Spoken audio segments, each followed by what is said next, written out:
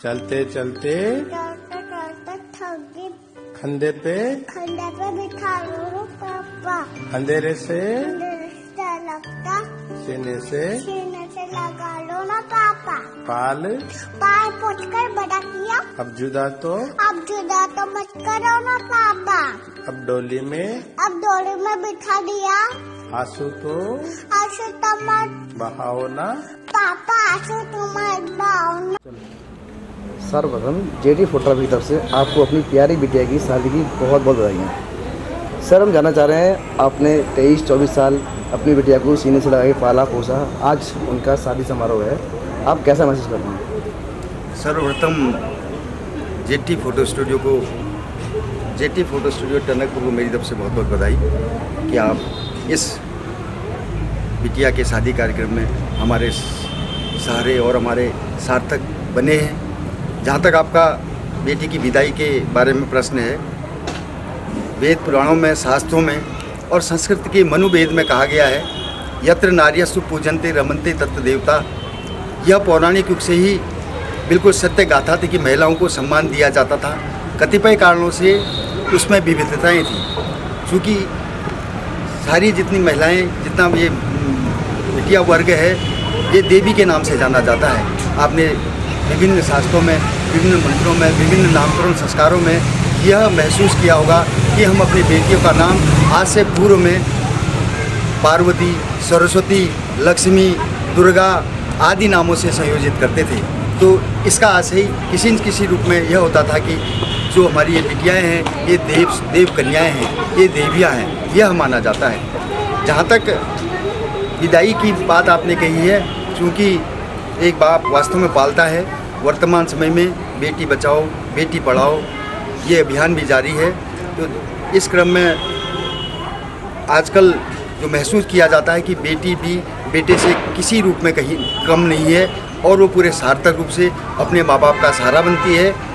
और उन बेटियों के लिए भी मेरा संदेश है कि विवाह के पश्चात अपने घर जाने पर अपने घर को पहली प्राथमिकता और अपने माँ बाप को दूसरी प्राथमिकता की दोनों जिम्मेदारियां सर्वविदित रूप से बड़े सहारे से निभानी चाहिए। यह बेटियों के लिए मेरा संदेश है। सर, हम आपसे कुछ ऐसे पल जानना चाह रहे हैं जो आपने अपनी बिटिया के संग बिताए हों और वो ज़िंदगी भर आपको एक खुशी महसूस कराते हों और आप उनको भी भूल ना पाएँ। एक ऐसा पल था मेरी बेटी के साथ कि मेरे पे पैसे नहीं थे और वो बड़े अच्छे कॉलेज में जाना चाहती थी, लेकिन मैं अपनी गरीबी के कारण उसको नहीं भेज सकता था। प्रयास करा कि मैं इसको भेजूं, लेकिन मेरी बेटी ने एक गरीब कॉलेज ढूंढा। पापा ने कहा मैं इसमें अपना सफलता करके दिखाऊंगी। यह मेरे लिए बड़ा अजीब गर्व और बेटी के स्वाभिमान का पल था, जिसे मैं महसूस करूंगा। नंबर 1। दूसरा, मेरे द्वारा जो भी गलत काम किए जाते थे, झूठ बोलना है, इधर उधर घूमना है, देर से ऑफिस से आना है, तो मेरी बेटी विगत फरवरी 20 में मेरे बेटे कुणाल की शादी बेटी जया से हुई है। आप जहाँ तक बेटी और बहू में अंतर करते हैं, मैंने आज तक उसको बेटी ही माना है और मेरा मार्गदर्शन पथ प्रदर्शक मेरा हृदय कहता है कि मैं अपनी बेटी और बहू मैं एक मानूं। यही संदेश मैं समाज को, जनता जनार्दन को और विवाह करने वाले और आने वाले भविष्य में किए जाने वाले के मैं संदेश देता हूँ। बोलिए सर, इसका मतलब यह है कि आने वाले टाइम पे आपकी बिटिया की कमी आपकी जो दूसरी बिटिया आपके घर आई है वो पूरी कर देंगी। इसमें कोई निसंदेह है, इसमें कोई संदेह नहीं है और मुझे महसूस भी हो रहा है कि मेरी जो बहू बेटी के रूप में दूसरे घर से मेरे घर में आई है, जैसे मैं आज अपनी बेटी को विदा कर रहा हूँ, वो अपने दायित्व का निर्वहन भी मेरी बहू की तरह करेगी और मेरा मान रखेगी। ऐसा मैं अपनी बेटी को इस स्टूडियो के माध्यम से संदेश देना चाहता हूं कि मेरी मान प्रतिष्ठा को उसी प्रकार बरकरार रखेगी, शादी के पश्चात भी उसी प्रकार तजोतारा रखेगी जैसे आज तक रखती थी और अपने सास ससुर को माँ बाप मेरे से भी ज़्यादा दर्ज देने का प्रयास करेगी ताकि मैं उनका भी सम्मान का पात्र बन सकूं। यही मेरा कहना है।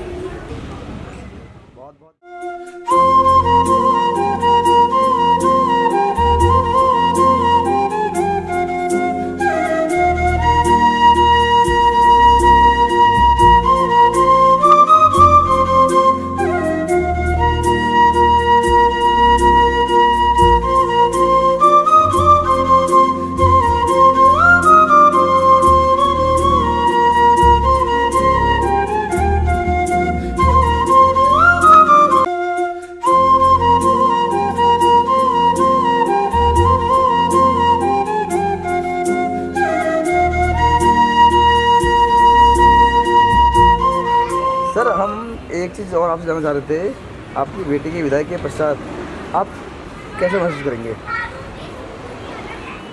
आपके स्टूडियो द्वारा मेरे को पुनः बुलाया गया है।